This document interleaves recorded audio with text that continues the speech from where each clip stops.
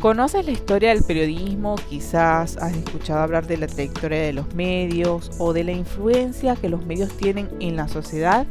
Tal vez no, porque al respecto existe muy poco material. Es por ello que hoy dialogamos con Saudia Leboyer, académica de la Universidad Andina Simón Bolívar, quien nos habla de un texto que presenta la universidad denominado La historia del periodismo en el Ecuador, una obra editada por la Universidad Andina Simón Bolívar y la Corporación Editorial Nacional, cuyo primer tomo ya se encuentra en circulación. Bienvenida. Muchas gracias por la invitación a esta entrevista. ¿De dónde surge la idea de plasmar en un libro la historia del periodismo del Ecuador? En este primer tomo hacemos un esfuerzo gigante porque se está resumiendo desde más o menos las épocas aborígenes hasta 1895, eso significa fines del siglo XIX. Lo que se está tratando es de ahí de explicar cómo han sido las diferentes formas de comunicación, ya que es un esfuerzo de mirar las formas, después los medios de comunicación como tal que existen, ¿no? Entonces, si es que abarcamos este periodo, obviamente vamos a estar también con la época de la colonia y con la época ya de la independencia también. Excelente todo lo que nos dice Saudia. Ahora coméntenos cuál es la importancia que tiene escribir este tipo de libro para la comunicación como base fundamental para reforzar los conocimientos periodísticos. Lo que se busca es dotar a toda persona que se interese en leer este tema de un material organizado, orgánico, profundo sobre lo que ha sido la historia de la comunicación en el Ecuador. Además, era como que un libro que hacía falta, sobre todo desarrollarlo con esta mirada de múltiples actores, porque en la obra están historiadores, especialistas en comunicación, periodistas, hay una infinidad de escritores muy amplia, y eso creo que le da un aporte muy, muy rico a este trabajo. Lo que se quiere es, como decía hace un momento, es dejar una suerte de legado para que se pueda entender más el proceso de comunicación en su importancia y también darle al periodismo herramientas para que se siga conociendo a sí mismo. Y después de hacer este tomo, pues sí, habrá que ir haciendo las actualizaciones. Perdón, de los 4 tomos habrá que hacerles las actualizaciones que sean necesarias. Basado en lo que nos comenta, cuéntenos cuáles son los temas relevantes que se toman en cuenta para este primer tomo. De acuerdo al volumen es que se tienen los contenidos, ¿no? Entonces se hace un barrido, como yo les decía, de, por ejemplo, la época aborigen, la época colonial, en este tomo, en el que ya está impreso, ¿no? En la parte del Quito colonial, cuando nace el primer periódico en el Ecuador, que es las primicias de la cultura de Quito. Después vamos a irnos hacia la comunicación y ya la prensa, como el fenómeno de la independencia y la Gran Colombia, y luego los medios de comunicación a inicios de la República, después la prensa durante el garcianismo, la prensa a finales del siglo XIX y las primeras imprentas y periódicos en provincias del siglo XIX. Este es el primer volumen en el que está impreso. El volumen 2, que va a abarcar desde 1895 a 1960, ese volumen va a estar impreso el primer trimestre del próximo año, y el volumen 3 y 4, el 3 que abarca de 1960 al 2020 y el 4 que son los ensayos, van a estar hasta fines del próximo año. Entonces va a estar de una manera seriada publicado. Entonces, haciendo un repaso general, si tú miras, cuando hacemos del año 1895 a 1960, vamos a trabajar y a recorrer todo lo que fue la prensa, incluyendo aspectos como la Iglesia Católica y su enfrentamiento con el laicismo. Hay temas como la prensa provincial, que es bien importante por los aportes que se dan en las provincias. Después tenemos también estudios alrededor de cómo fue esta prensa cuando ya estaba con tintes bastante políticos y gremiales, o la prensa alternativa también lo vamos a ver.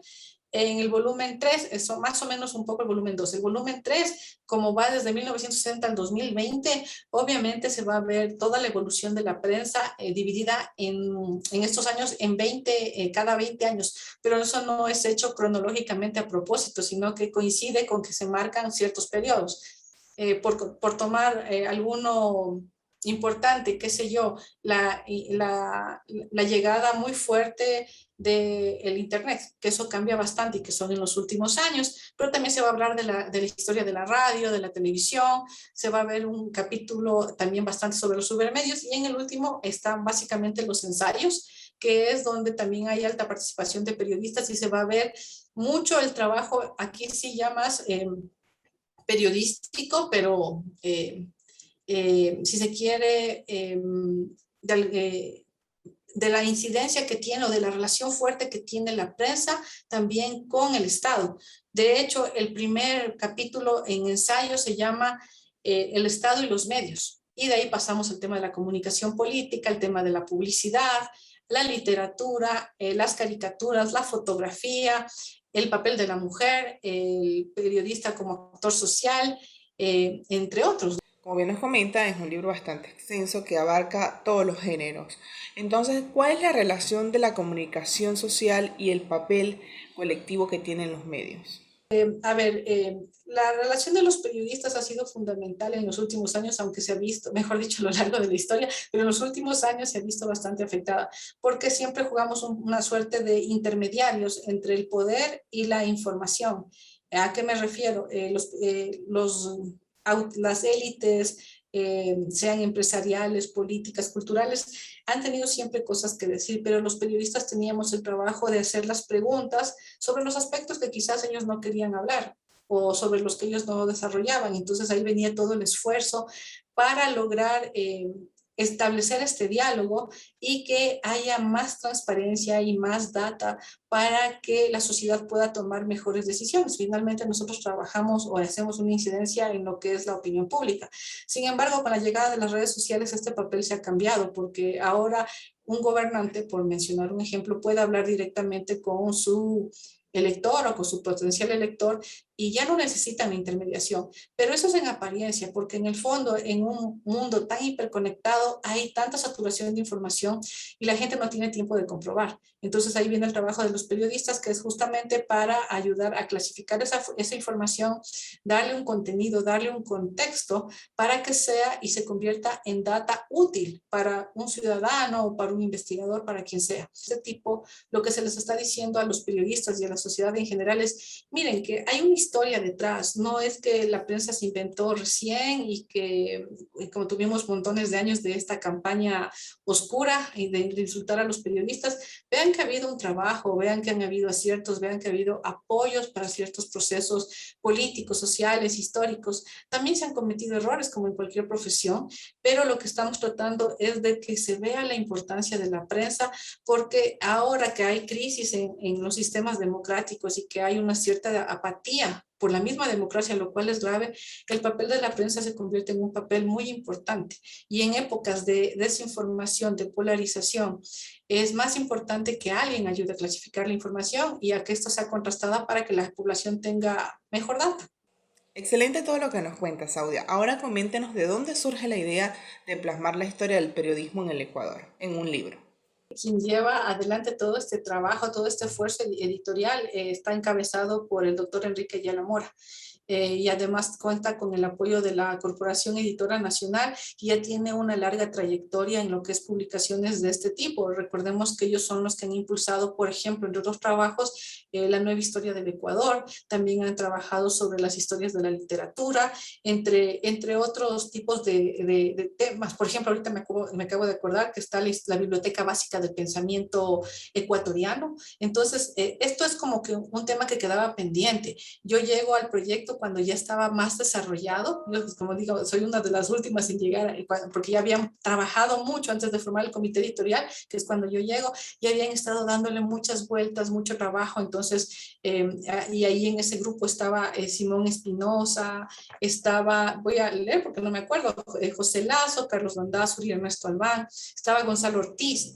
Entonces, después nos vamos incorporando unas personas más, como es Carla Maldonado, yo mismo, que es para armar ya la parte editorial, pero ya había una concepción. Entonces, lo que después vino es discutir cómo se iban a dividir los tomos, qué partes se iban a a abordar, quiénes los iban a abordar, que eso es bien importante porque se necesita un grado de especialidad para escribir esto. Entonces ahí yo digo, ¿no? El que se ha puesto más el trabajo a la espalda para estar pendiente de que no haya contradicciones y de ayudarnos a los editores de cada volumen, en lo que hemos necesitado es Enrique.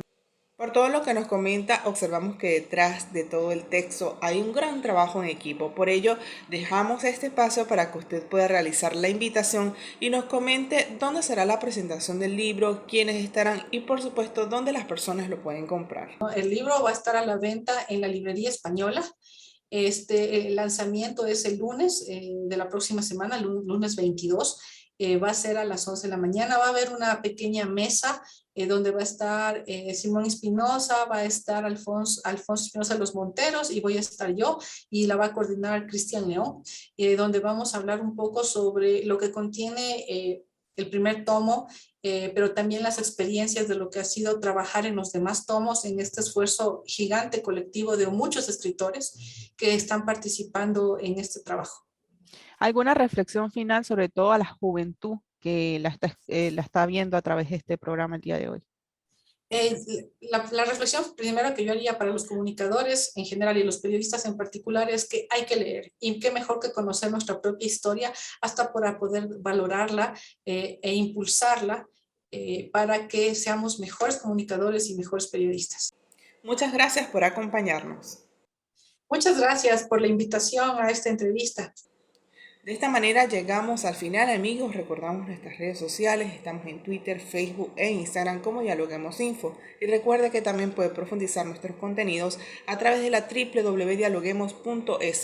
También estamos en el comercio a través de la www.elcomercio.com y la www.eluniverso.com. Soy Rangira Briceño y nos vemos en una próxima oportunidad.